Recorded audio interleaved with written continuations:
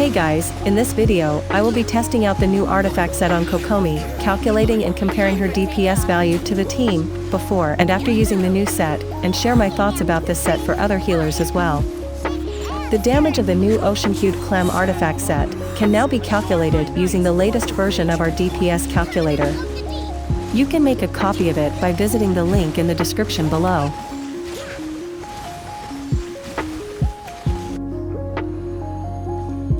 Now I will show you how to calculate the new set's passive damage using our DPS calculator. But before that, we need to understand how the set's passive works.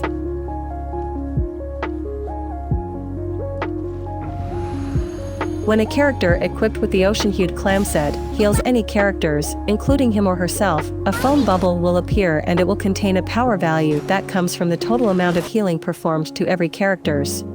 The power value can store a maximum number of 30,000. The bubble will stay beside the active character for 3 seconds, and keep accumulating power values, before it pops and deals AoE physical damage to surrounding enemies. Half a second later, when a character receives another healing, the foam bubble will reappear, and will pop again in 3 seconds later. And repeat.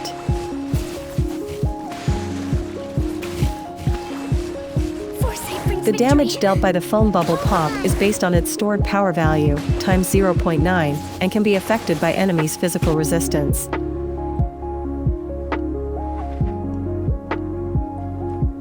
This means you can increase the foam bubble damage by applying Superconduct and any other physical resistance decreasing abilities such as Zhongli's shield to the enemy.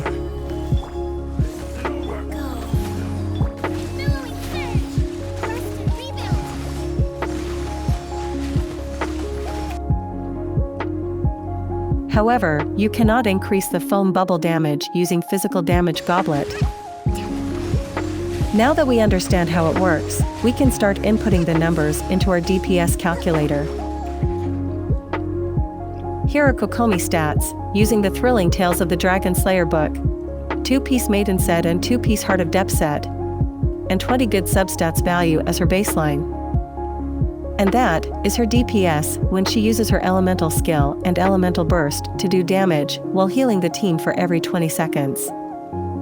You can see that her current DPS is pretty underwhelming, but for a healer that can do damage, it's still a respectable DPS in my opinion. But it's just that we don't need true healers yet, that makes her underwhelming. And this will change in the near future with more damage overtime mechanic coming to the game. Now let's try change the artifact set with the new Ocean-Hued Clam set, and input the passive damage into the equation by assuming that her elemental skill will heal 7 times during its 12 seconds period. The first 2 healing ticks will be accumulated inside the first foam bubble. So let's input 2 to the repetition column. And since it can only heal the active character, let's input 1 to the target column. Now tick that DPS checkbox to send that damage to the DPS calculator on the right panel. Repeat this to the second and third foam bubble.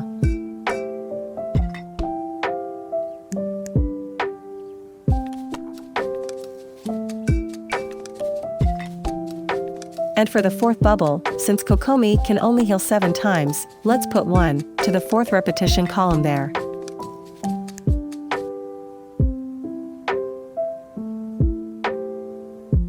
Now let's assume after casting her elemental skill, she also casted her elemental burst and dealt normal damage within her burst period of 10 seconds.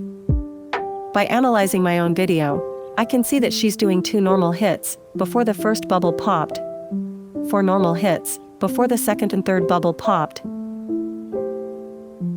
and the last bubble appeared after her burst duration ended, so there was no hit for it. So let's input 2 and 4 and 0 to the repetition of the hit-based healing multiplier there. And put 4 to the target column, because as we know, hit-based healing can heal the entire party of 4 characters. Now you can see her artifacts its passive damage numbers there, and her DPS. This DPS is not counting elemental reaction yet, so expect higher damage output when she is paired with electro characters to deal electrocharged damage.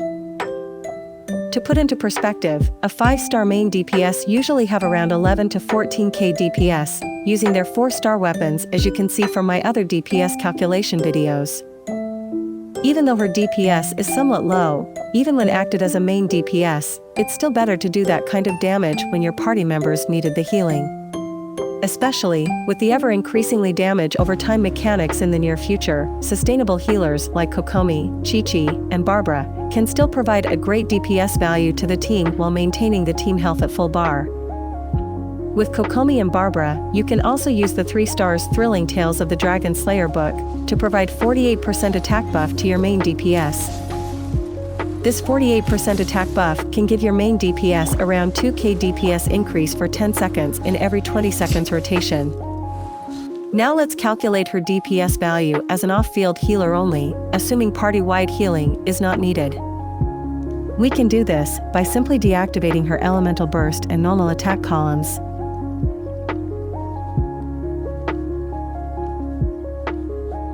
And removing the HP percentage damage bonus on her elemental skill column. That is Kokomi's DPS value that purely comes from the artifacts its passive damage only. As an off-field healer, she is even better with Sacrificial Fragments, especially if you have it at Refinement rank 3, which you can use her elemental skill practically non-stop with it. With Sacrificial Fragments at Refinement rank 3, her DPS will be based on a 12 seconds duration, which increases her DPS to this number. As you can see, Kokomi with Sacrificial Fragments can bring a lot of DPS value to your team, providing constant healing and elemental reactions by just casting her elemental skill every 12 seconds, and elemental burst if needed. Now for off-field healers like Diona and Bennett, this artifact set is not recommended because of the low damage benefit from their limited healing capability they provided. Also note that Bennett's heal will stop at 70%, so the foam bubble will stop too, making it much less effective for him. For Jean and Sayu, I believe the Viridescent set is a much better set for them. And for Noelle, I think she is better off with the other new artifact set, which is the Husk of Opulent Dream set, as it provides a lot more geo damage and more defense, which can strengthen her shield too. For Barbara, this Ocean-Hued Clam set gives lesser damage boost compared to Kokomi, due to her longer heal cooldown and lower heal multipliers. But it's still better than no damage at all. And lastly, Qiqi seems to benefit more than Barbara with the new set, because of her high healing capability, faster skill cooldown, and high attack stats.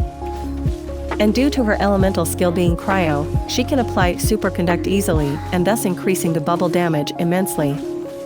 She can be a decent physical damage dealer using this new set. I will be making a dedicated Qiqi video in the future, so please stay tuned. And that's it guys, I hope this gives you enough information so you can build your Kokomi better. Please like the video and subscribe to my channel, and thank you for your continued supports.